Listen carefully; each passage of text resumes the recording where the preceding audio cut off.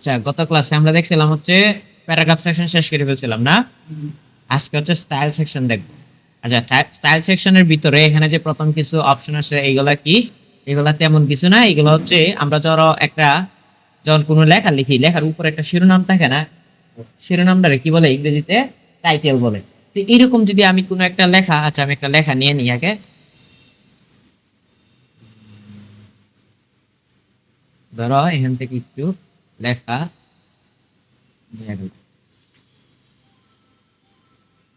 ফরম্যাটটা clear করি, clear করে এটা বড় করে দিই। এখন লেখাটা যে নিয়ে আসলাম, আমি চাইতেছি উপরের যেটা হচ্ছে আমার টাইটেল বা হেডলাইন, এই যে একটু, তাহলে দেখা অনেক কিছু heading two, title, only title, এরকম বিভিন্ন ধরনের লেখা দেওয়া আছে। এবং যখন ওইগুলাতে ক্লিক দিই তখন কি হইতেছে, স্টাইলটা পরিবর্তন হইতেছে। কিন্তু এই যে পরিবর্তন হইতেছে, বিভিন্ন ভাবে পরিবর্তন হইতেছে। এখন ধরো এই স্টাইলে আমরা এখান থেকেও নিতে পারি। আবার আমরা যদি চাই যে এই লেখাটা নরমাল ছিল কেমন, এই যে এরকম ছিল, আমি চাইতেছি কি এই লেখাটারে একটু স্টাইলাইজ করবো, তখন এটা বোল্ড করে একটু বড় করে দিয়া, হ্যাঁ, তারপরে যদি লাল করে দেই, হয়েছে স্টাইল। আমরা সবসময় স্টাইল এখান থেকে ইউজ করবো।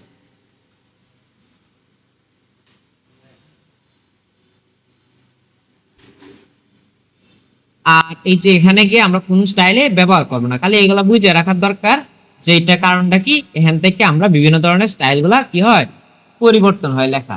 দেখো এই জন্য আমরা যখন এখানে ক্লিক দিই, বাংলা লেখার সময় যদি এখানে কোনো সময় ক্লিক লাগে যায় তখন ইংরেজি হয়ে যায়। কিন্তু তার তখন ইংরেজি হওয়ার কারণ হচ্ছে তখন এখানে অটোমেটিকলি আর একটা কি আসে পরে, ফরম্যাট এখানে চলে আসে, মানে অন্য একটা লেখার ফরম্যাট চলে আসে। পরে আবার যদি আমরা শুধু নিয়ম যে করে দিই তাহলে কিন্তু আবার ঠিক হয়ে যাবে, সমস্যা নাই। আচ্ছা, এটা গেল। তারপর আসি ফাইন। এখানে আর কিছু না, এটা একটু পুরাটাই একই কাজ, একই কাজ, এই যে একই, ঠিক আছে, স্টাইল পরিবর্তন হবে।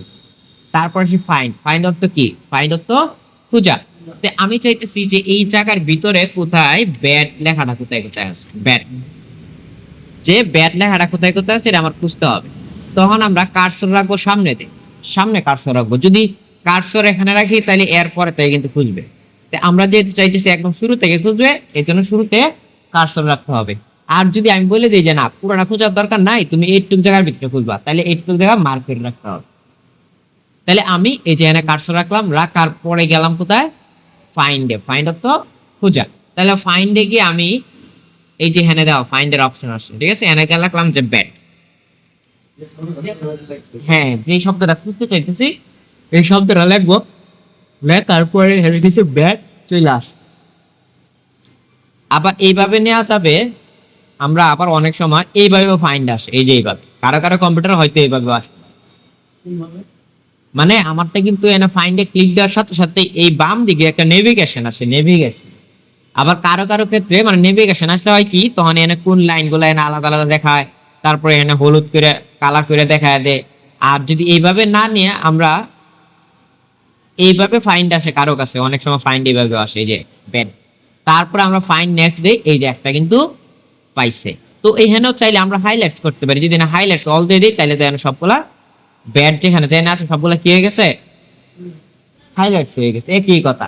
তাহলে আমরা হাইলাইটস দরকার নাই, আমরা হাইলাইটস ক্লিয়ার হাইলাইটস করে দিলাম। আর এখানে ফাইন নেক্সট দিলে এই যে একটা পাইছে, আরেকটা পাইছে, আবার ফাইন নেক্সট দিলে আরেকটা পাইছে, আরেকটা পাইছে। যতক্ষণ বড় ফাইন নেক্সট দিতে থাকবো ততক্ষণ বড় আসতেই থাকবে। তাহলে এইটা শুধুমাত্র সে খুঁজবে, এটা শুধুমাত্র কি খুঁজবে, খুঁজার পরে এটা আমি কাটবো না রাখবো, এটা হচ্ছে আমার ব্যক্তিগত বিষয়। আচ্ছা, এখন কথা আসি হচ্ছে যে রিপ্লেস। ফাইন্ডের পরে আছে কি আরেকটা রিপ্লেস। তো এই রিপ্লেস মানে হচ্ছে কি, রিপ্লেস হচ্ছে পরিবর্তন করা।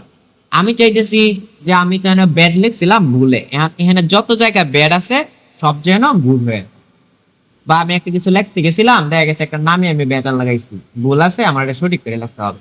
তখন আমরা কি করব, এক জায়গায় তো ব্যাড লেখাই আছে, এখন এটার যেহেতু গুড করব, কার্সর রাখলাম আগের মতো, সামনে কার্সর রাখতে হবে। যদি একটুক মার্ক দেই তাহলে শুধু একটুকের জায়গার ভিতরে সে পরিবর্তন করবো।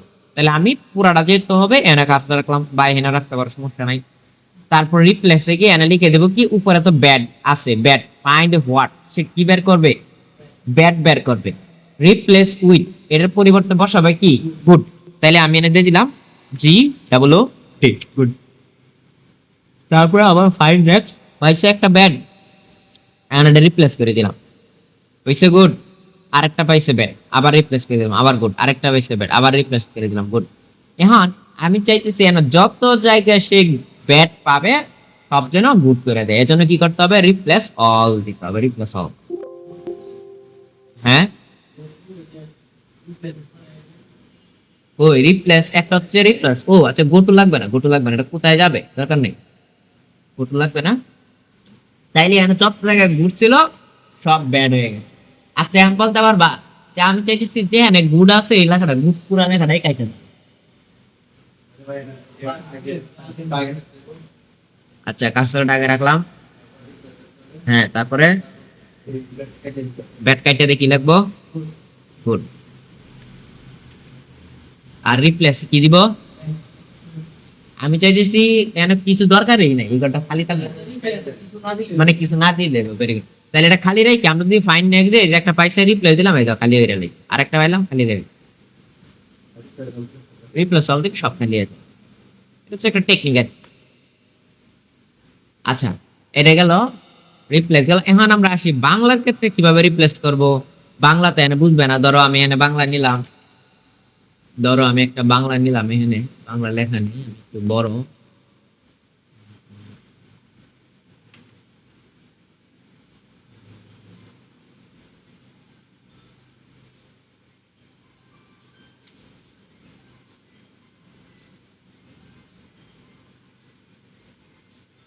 ধরো আমি এখান থেকে এটা নিয়ে গেলাম,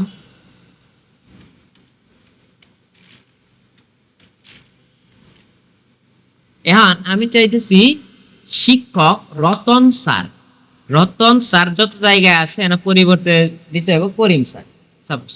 এখন এটা কিভাবে দিব, আগের মতোই তো রিপ্লেসে যাব, রিপ্লেসে এখানে লাগবে কি রতন স্যার। এখন যদি আমি বাংলা লিখতে চাইলে এখানে কি করতে হবে মনে আছে, বিজয় ক্লাসিক করতে হবে, কন্ট্রোল অল্টার হইব, দাও আমি কি করলাম, এই কথা নাই, দাও কন্ট্রোল অল্টার বি দিলাম, এই যে বিজয় ক্লাসিক চালু হইলো। এখন যদি এখানে লিখি যে রতন, হয় না, না আমি এর আগে ক্লাসে বুঝাইছিলাম যে কম্পিউটার বাংলা বুঝে না, এখানে এটা আড়ালে কি আসে, ইউনিকোড দিলে হইতো না, এটা আড়ালে কি আসে, এই যে রতন, রতনে এখানে যে রতন দাও, এখানেও রতন লিখছি, এই রতন আড়ালে কি আছে, এটা কনসেপ্ট একদিন বুঝাইছিলাম, দাও কি আছে, কি আছে আই জেড বি, আর এখানে কি লিখছি, আই জেড বি এই লিখছি। কম্পিউটার কি বাংলা বুঝে, আমরা দেখতেছি বাংলা, তো এখানে হচ্ছে দেখতেছি বাংলা, আর এখানে দেখতেছি ইংরেজি, মানে ইংরেজি লিখছি ইংরেজি দেখতেছি, আর এখানে ইংরেজি লিখছি বাংলা দেখতেছি, কার গুণে দেখতেছি বাংলা, গুণটা কার,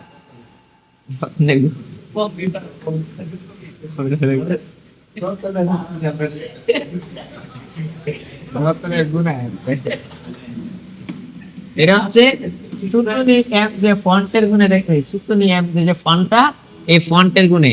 এখন আমি কিন্তু এখানে সুতনি এম যে ফন্ট সিলেক্ট করতে পারতেছি, দিকে আসতেছে, এখন এখানে কি সুতনি এম যে ফন্ট সিলেক্ট করা যাইবো না যাইবো, হ্যাঁ আচ্ছা দি তো, তারপরে এখানে যে তো আসছে আসে কিনা, আইতো না, এই ঘুরে গেলে যাবো গাড়ি, এখানে এখানে সুতনি এম যে হবে না, তাইলে এখানে আই জেড বি লিখছি, সমস্যা নাই, রতনই হইছে, কারণ এখানে আই জেড বি আছে, এখানে লেও আর উল্টা আগা লেখলে দিত না।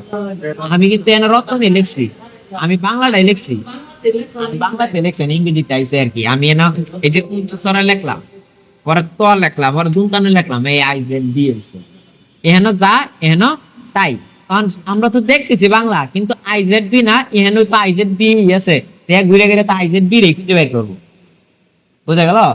তাইলে আমরা ফাইন নেক্সট দিলাম, ও আচ্ছা পরের নিচে চাইছিলাম কি করিম, করিম, করিম, তারপর ফাইন নেক্সট পাইছে রতন, আবার সামনে রাখি কারসরটা, সামনে একটা বাদ দেয়াইছে, রতন পাইছে রিপ্লেস দিলাম, করিম হইছে, আরেকটা রতন পাইছে রিপ্লেস দিলাম, করিম হয়ে গেল। অথবা তোমার যদি এরকম ভাবে সমস্যা হয়, তাহলে একটা কাজ করবা, রতন যেহেতু এনে লেখা আছে এখান থেকে কপি করে নিয়ে আইনে এটার ভিতরে আইনে পেস্ট করে দিবা।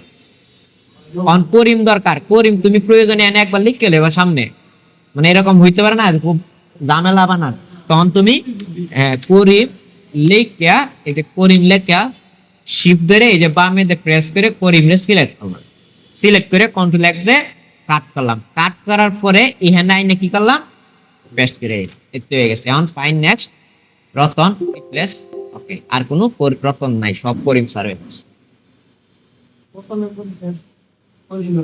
তো যত জায়গায় আমরা এরকম নিব।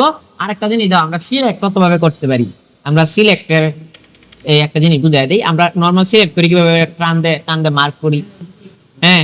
অথবা আমরা এনে এই যদি আমরা দুইটা ক্লিক দিলে একটা ওয়ার্ড সিলেক্ট হইব, এই যে একটা ওয়ার্ড বা একটা শব্দ সিলেক্ট হইব। আর যদি তিনটে ক্লিক দিই তাহলে একটা প্যারাগ্রাফ সিলেক্ট হইব, এই যে তিনটে ক্লিক দিলে একটা প্যারাগ্রাফ। অথবা আমরা কার্সরে হ্যান্ডে রাইখে যদি শিফট ধরি, শিফট ধরে যদি ডানে দিকে ক্লিক দিয়ে দাও, ডান দিকে সিলেক্ট হইতেছে। আবার এখানে কার্সর রাখলাম, রাখার পরে শিফট ধরে যদি বাম দিকে ক্লিক দিই তাহলে দাও বামের দিকে সিলেক্ট হইতেছে।